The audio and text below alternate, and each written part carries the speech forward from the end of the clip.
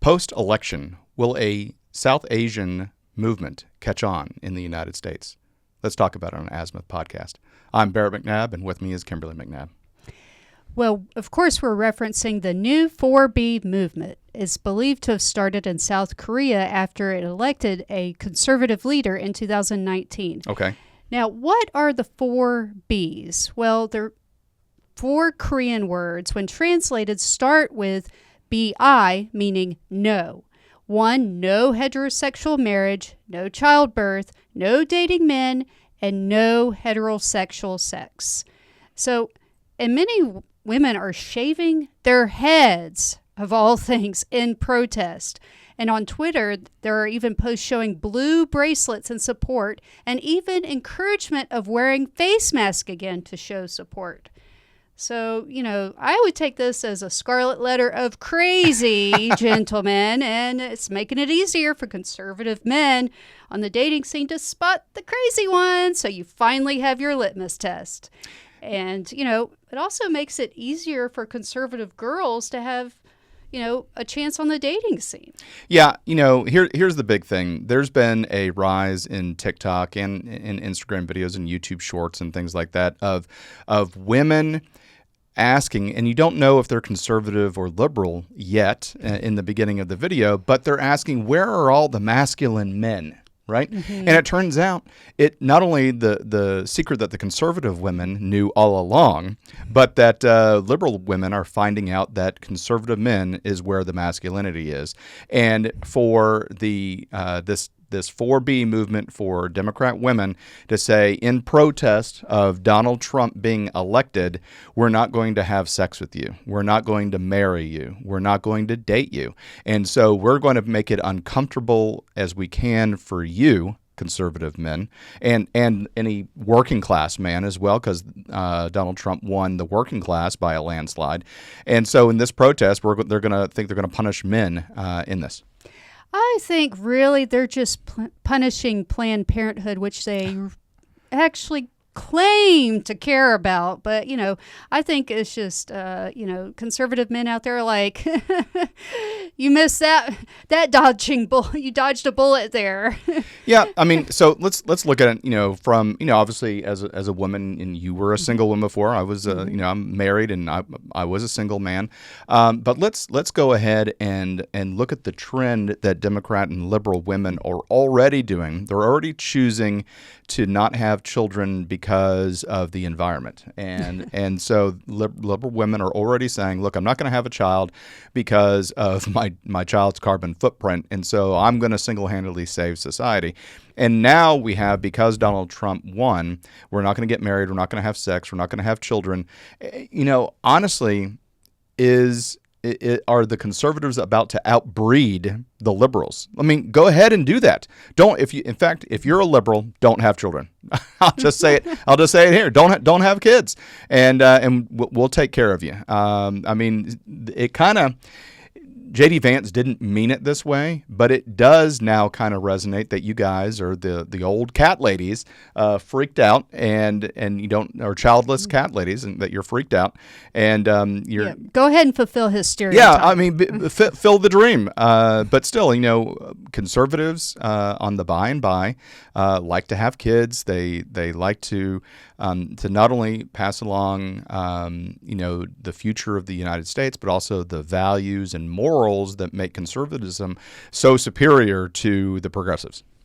Yeah, I mean, and great societies like ours have been built on conservative values because we tend to reproduce more, and, right. And it's like, okay, just help us keep on going. But women, we like to deny, people in general today like to deny human nature, or they never really get a chance to learn about it because, we kicked religion out of schools. And I used to lament the fact that I spent so much time in a religious school, but watching people today, I'm like, you guys have no idea what human nature is, and you learn about that right by studying the Bible from age, grade 7 to 12. It's a great lesson of how humans are built.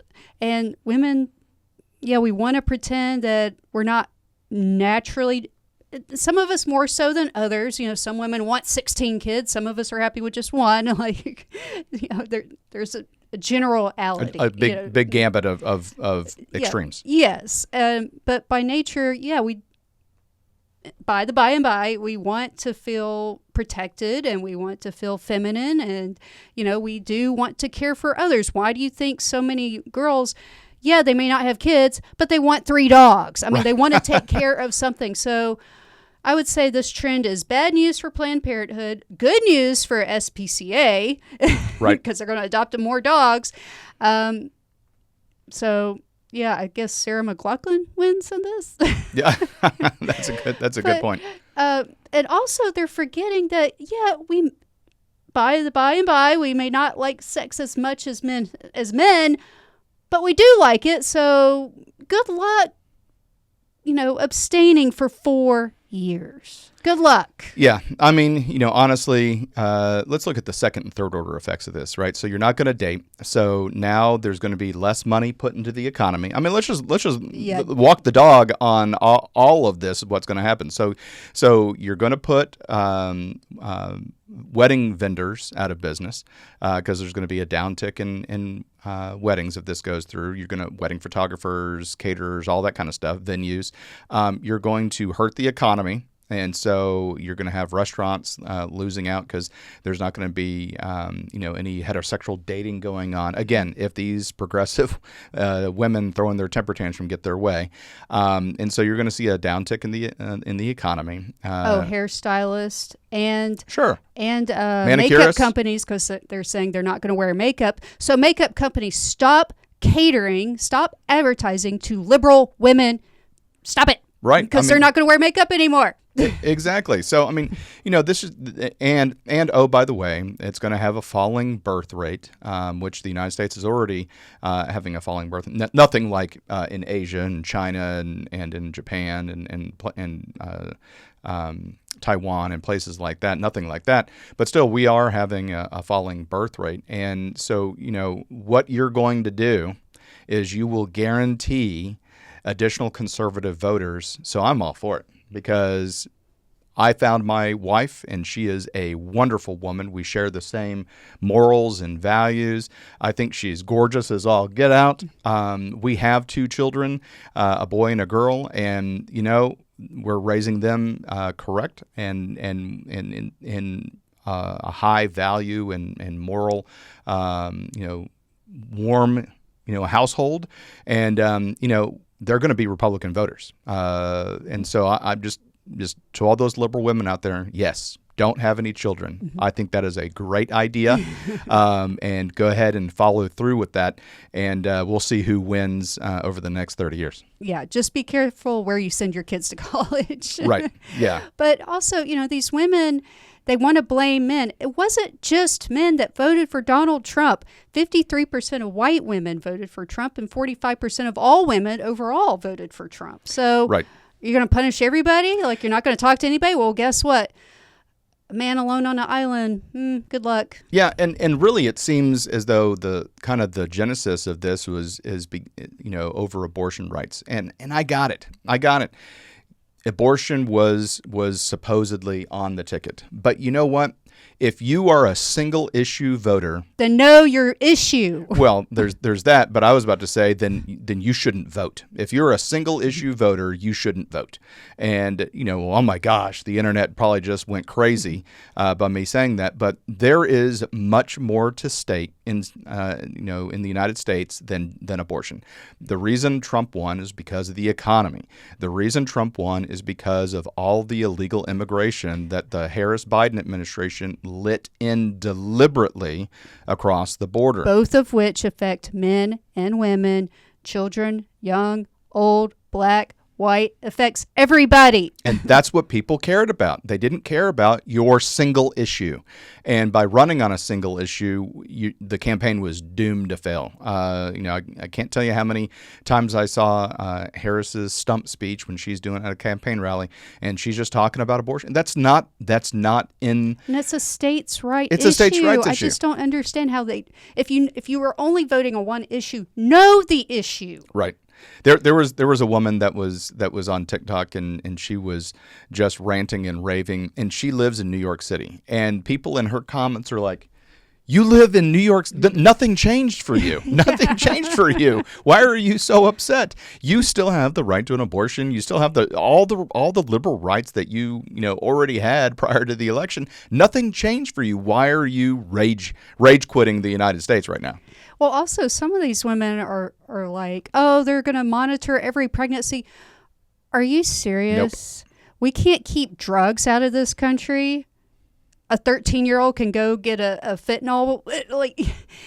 It's just not realistic. We can't manage the DMV. We can't keep illegals from voting. There's so many things that we can't manage as a society. You think that millions of pregnancies are going to be monitored every year? Beyond unrealistic, and by the government, no less. Nobody has ever said they wanted to. Yep. In fact, they specifically said they didn't want to. Everybody likes to throw around this Project 2025. And Trump and J.D. Vance have, said they haven't read it and that they are not following that. That is not going to be their roadmap. So, that was just a talking point. And so, it was a little disingenuous. But still, this trend of the 4Bs and I just cannot see how this is just going to fly. As much as women want to wear their pink pussy hats and go march down the street. I saw an article where I think it was Joy Reid from the Readout said, "Hey, look, if all you white women that are going to go do those marches, don't invite black women. We don't want to go with you." Okay, fine. So there's already some dissension in the finger pointing, but still, I think this is absurd to have this no sex, no marriage, no birth, and no weddings trend start. I just can't see it going. But we saw it, and we wanted to bring it to you because it was so absurd. We felt that we had to chip in. But thank you so much for watching Azimuth Podcast, and please stay tuned after these messages.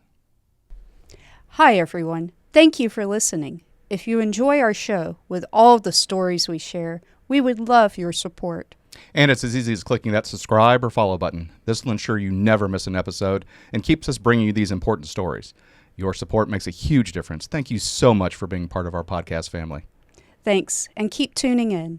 First up here at 10, a FEMA supervisor is out of a job tonight. New messages reveal Marnie Washington, the disaster survivor assistance crew leader for Highlands County after Hurricane Milton, instructed her staff to avoid knocking on the doors of homes, quote, advertising Trump. Now, according to the Daily Wire, an estimated 20 homes in the Lake Placid area were skipped out on from receiving door-to-door aid. Fox 13's Jennifer Baglis spoke to the mayor of Lake Placid tonight, who says this is unbelievable. Surprised and disappointed. It's unbelievable that we as human beings can't come together and work to help our communities instead of destroying it. That's the reaction from Lake Placid Mayor John Holbrook, learning FEMA supervisor Marnie Washington is accused of telling her staff of post-Milton canvassers who were supposed to identify residents eligible for FEMA aid in Lake Placid to, quote, avoid homes advertising Trump. Employees leaking group messages to the Daily Wire from Washington, providing a list of best practices to implement to her staff. In turn, an estimated more than 20 homes with Trump signage were skipped between the end of October and early November. Very surprised. It's hard to believe that somebody in a position like that would take that stance. Another screenshot from a FEMA employee shows a home with a Trump flag reported as, quote, not able to access property, noting, quote, Trump sign, no contact per leadership. The major damage we had was from the tornadoes. We have a trailer park just northeast of here where approximately 30 mobile homes were completely destroyed. Mayor Holbrook says a few other homes, docks, and trees were also damaged from a tornado caused by Hurricane Milton. This negativity has to stop. We just have to come together as a country and make it work. FEMA Administrator Deanne Criswell responded to the incident, stating in part, quote, "This is a clear violation of FEMA's core values and principles to help people regardless of their political affiliation." Adding, quote, "This employee has been terminated and we have referred the matter to the Office of Special Counsel." That was Jennifer Vegas reporting. We did reach out directly to that former FEMA worker, Marnie Washington, for a comment, but we have not heard back. This is absolutely disgraceful. Let's talk about it on Azimuth Podcast. I'm Barrett McNabb, and with me is Kimberly McNabb. So just as you saw in that video, FEMA officials ordered relief workers to skip houses with Trump signs as they canvassed Lake Placid, Florida, to identify residents who could qualify for federal aid. And these were internal messages that were viewed by the Daily Wire, and they revealed the supervisor, Marnie Washington relayed this message both verbally and in a group chat used by the relief team. Multiple government employees told the Daily Wire. So now Governor DeSantis of Florida is opening an investigation, and Governor Lee of Tennessee is also calling for investigations. This is horrific. These are people that their houses were destroyed by hurricanes, and you have this individual, and we don't know how many or how systemic it is inside FEMA and other government agencies, but you have this individual deliberately telling people that need help that they're going to get skipped, and to tell the workers, make sure that you skip this house. Here's a picture of a destroyed house with a Trump flag, and you can see on, I guess, their iPad or their computer or whatever, in the why no contact was made, and there was a typed in per supervisor's mandate, no contact due to Trump flag. I mean, it's ridiculous because it doesn't matter if you're a Harris supporter or a Trump supporter. You experience the same amount of or similar amount of physical damage, financial damage, probably lost a loved one, lost your home, the same things on the line. It affects you just as much whether or not you vote for Harris or Trump. I mean, the hurricane did not care. Right. Did not spare you. But the hatred of the deep state, and I just want to, this is a perfect example. So when Donald Trump talks about the enemy within, and all of the news agencies lost their shit. Yeah, they thought, oh, Harris supporters. That's not what he meant. He means that there are career people that are in our government that absolutely hate Republicans and conservative values. And they will go out of their way in order to punish and to neglect their fellow American citizens. That's one of the reasons why Donald Trump wants to create that Schedule F for federal workplace workers, so that he and his team can go and identify these supposed non-political career federal workers and make it easier for them to be fired. If they have a TikTok where they make fun of the fact that they were part of the Small Business Administration and a conservative, came up to have a SBA disaster loan and I declined this one. I mean, it even goes back when you look at the FBI and the IRS targeting conservative 501c charities, whether they would be considered nonprofits or not, and the IRS deliberately kicked those down the curb and denied a lot of those from being 501cs because they were conservative. And that is, again, a supposed non-political job that a career federal worker in that job and deliberately did that. So that's what Donald Trump is talking about is there are people out there that mean half of the country harm.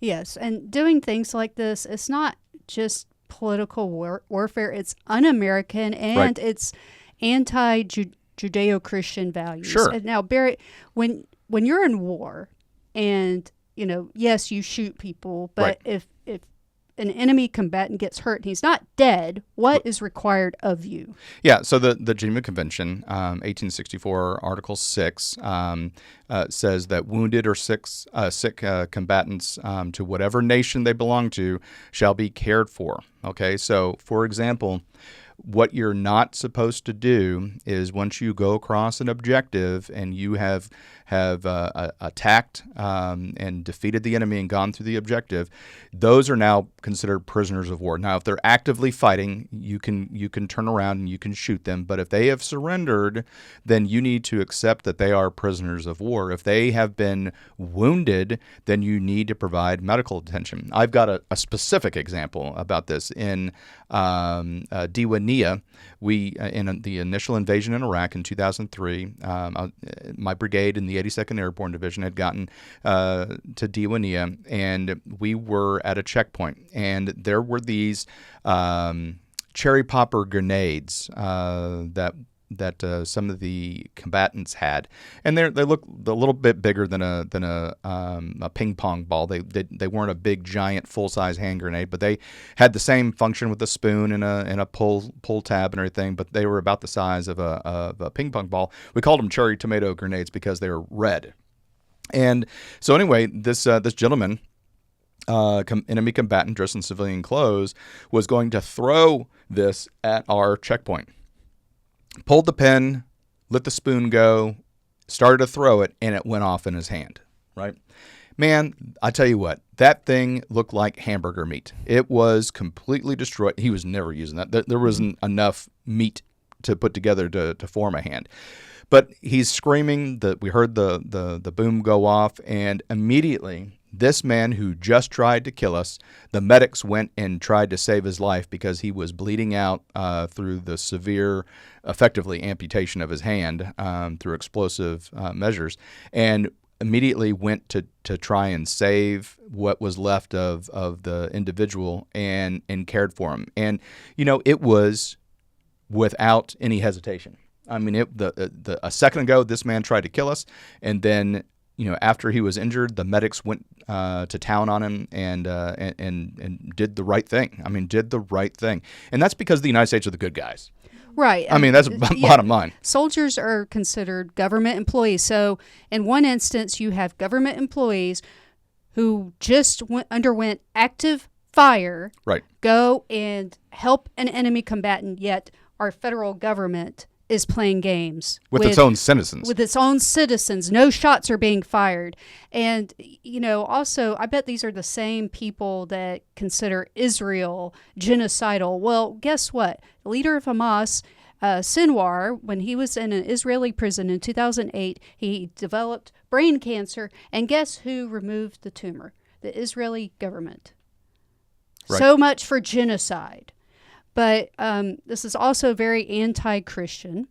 Proverbs 25:21 through 22. If your enemy is hungry, give him bread to eat. And if he is thirsty, give him water to drink. For you will heap burning coals on his head, and the Lord will reward you. And then Proverbs 20:22. Do not say, I will repay evil. Wait for the Lord, and he will deliver you. Yeah, I mean, this is just wrong on so many levels. Every human being, including the Democrats, should absolutely be disgusted. Absolutely be disgusted that this happened. This is un-American, and this directly goes to the enemy within that Donald Trump is talking about. This person. Now, FEMA fired him. Okay, so that's great. But how many more people feel that way? And now they're just going to be, do it on WhatsApp as opposed to the official FEMA, computers and stuff like that. Mm-hmm. How many more people? How many people either lost their livelihood because they couldn't get FEMA? How many people died? How many people died because the aid workers were skipping Trump? How many children went without food, without help? Yeah. And so that's a great point, Kimberly. So now we have children that could have potentially been impacted, and they have nothing to do with the election whatsoever. Mm-hmm. But however, they were punished because of their political affiliation. And, that is something that is disgusting. This human being is disgusting. And I hope she's apparently deleted her LinkedIn page. I hope people continue to harass her. I hope she's unemployable. I mean, this is one of those things that, somebody tells a bad joke and then all of a sudden the cancel culture comes with them. Yeah. This is somebody who actually affected human lives. Who when someone needed the government's help, she deliberately turned her back and had them skipped and hoped that they would suffer. That's a different than somebody telling a bad joke and getting canceled. This is an example of somebody who should be canceled, honestly. Mm-hmm. And I'm not a big fan of cancel culture, but still, this is who she is, and she'll continue to do this wherever she's employed. So I hope that that is not very many few places indeed. We saw this. I know other people are talking about it, but we had to give our take on it because this really hit home, with us. And thank you so much for tuning into Azimuth Podcast, and please stay tuned after these messages. Hi, everyone. Thank you for listening. If you enjoy our show with all the stories we share, we would love your support. And it's as easy as clicking that subscribe or follow button. This will ensure you never miss an episode and keeps us bringing you these important stories. Your support makes a huge difference. Thank you so much for being part of our podcast family. Thanks, and keep tuning in. So the tweets are back. Let's talk about it on the Azimuth Podcast. I'm Barrett McNabb, and with me is Kimberly McNabb. So Donald Trump, president-elect, said, "I am very surprised that the Democrats who fought a hard and valiant fight in the 2020 presidential election, raising a record amount of money, didn't have lots of money left over," he put on X Saturday evening.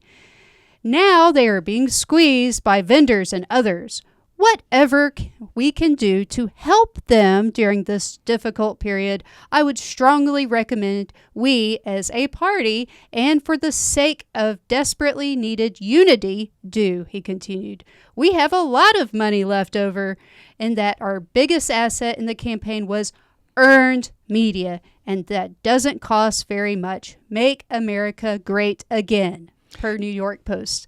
So Trump's earned media came in the form of viral social media posts doing free, that's a concept, what a concept, Democrats, of free interviews and a host of dozens of rallies that generated their own news stories and headlines. Yeah, I mean, so just to go figure, to put in perspective, so, even at the tail end of the campaign, within the last week when Joe Biden was on that webinar and he called Trump supporters garbage, immediately the genius that is in Trump's, campaign said, okay, let's go get a dump truck, paint it white, put a Trump Vance flag on it, get Trump dressed up in a garbage uniform and have him do a presser from the cab of the garbage truck. I mean, absolutely. And so that he did that, and it cost him nothing for advertisement because the photographs were all over Twitter, they were all over Instagram, they were all over TikTok, they were all over YouTube, they were obviously all over the media, and it just generated so much buzz, and he didn't have to pay a single dime for it. Yeah, I mean, and he didn't turn down any sort of podcast media, whereas Kamala Harris, she would turn down so many people, but then she would pay for concerts. She paid Oprah $1 million. And first of all, to come and endorse her. Oprah doesn't need $1 million. So she really believed in Kamala Harris. She would have done that for free. All those concerts she paid for. And she even paid a substantial amount of money for to be on the Call Her Daddy podcast, even built a set for it. I mean, just wasted money. Yeah, it was over six figures, so we're talking $100,000, $200,000 to build a set just to be on the Call Her Daddy podcast, and they built the set in a Washington D.C. hotel room. Yeah, whereas Joe Rogan, he just went to Austin to Joe Rogan's studio. Right. Like. You mean Trump? Yeah, Trump. Yeah, Trump went to his studio, so it's just a bunch of wasted dollars. And to put that in perspective, Trump went to Joe Rogan's studio for free and got 34 million views on YouTube over a 3-hour interview. 34 million views for free. Yeah, so I would say that ROI is pretty darn good. And, if you're so good, my thinking is if you're such a good product, meaning presidential candidate, you don't need a bunch of celebrities propping you up. You don't need all the left media, CNN, NBC, all these media boosting you up, but yet you're not actually saying anything. Right. So I think it did rub a lot of people the wrong way, on top of the policies and everything. But I have a clean comedian that I read his Facebook post. It's nickmorrisoncomedy.com. He says multiple outlets are now reporting that after Harris inherited over $1 billion in campaign funds per office, gave millions at a time to already uber-rich celebrities for their endorsements, through lavish, expensive concerts for her donors, and spent a reportedly $450,000 a day to advertise on the Sphere in Vegas. She's now finished the race, reportedly over $20 million in debt, amid staffers voicing fears of not being paid for their work on the campaign. But you know what? You're right. She was going to help the middle class and save the economy. Yeah, you have got to just put this in perspective. I keep saying this. She raised $1 billion and blew it. I just want to say, Senator Elizabeth Warren is a Democrat from Massachusetts. She has built her entire platform on dark money in political campaigns. Like that is her thing. Like, Senator Warren, what would you like to talk about today? I would like to talk about dark money in our elections. And give me a break. The $1 billion came from the Democrat side, not the Republican side. But she historically is always blaming Republicans for raising this dark money. Well, it reminds me of Margaret Thatcher's quote: "The problem with socialism is eventually you run out of other people's money." And guess what? Kamala Harris certainly did. Yeah, obviously, now Trump was clearly trolling. He's not asking for Republicans to pony up. No, and he's not being all that charitable. No, but obviously, if they are $20 million in debt, the DNC National Campaign Fund needs to cover that to make sure that her employees get paid. All the vendors get paid and things like that. But that is just, $450,000 a day to advertise on the Las Vegas Sphere, which is really cool. The next time we go to Vegas, I definitely want to see it. But it's like a big giant ping pong ball that's 20 stories high and it's huge. But to advertise on that for $450,000 a day and then to still lose Nevada. Just what was she doing? What was she thinking? She had opportunities. I can promise you, she didn't have to pay to go on Brett Baier, and Fox News, and she could have done that a number of times if she really wanted to try and get the supposed disadvantaged or disgruntled Republican vote. She could have gone on Fox News multiple times. I've been more than happy to have her. The biggest misstep was missing out on Joe Rogan's podcast and the Joe Rogan Experience, because he wanted her to be there and was going back and forth, and the Harris campaign knows that they knew their candidate. They knew their candidate, and they said, "Look, can we get a chance for it to be edited?" And Joe Rogan's like, "Nope, I don't edit my podcast." "Okay, can we tell you the things that you can and can't talk about?" "Nope." Can it be an hour and you come to us? Well, yeah, and he said, "No, I'm not going to do that." And then finally they're like, "Okay, we can have you come to us, and it could be an hour." And Joe Rogan's like, that's not what the deal is. It'd be so much better to have it in my studio. And again, Donald Trump came to Texas in order to do that. He didn't need to. He didn't. Texas was ruby red, gonna vote for him no matter what. But still, he took time out of the battleground states because he was able to see the vision of what he was going to get. Reach far past Texas. Yeah, reach far past Texas. It's not that those 37 million views were in Texas. It was all over the United States. Well, and the world. Democrats, if you had such a great candidate, you would not need to limit her. You would not need to place limitations an hour and Joe Rogan come come to her. I mean, and I don't know if they tried to offer him money. Thank goodness he doesn't need it. Thank goodness he maintained his integrity.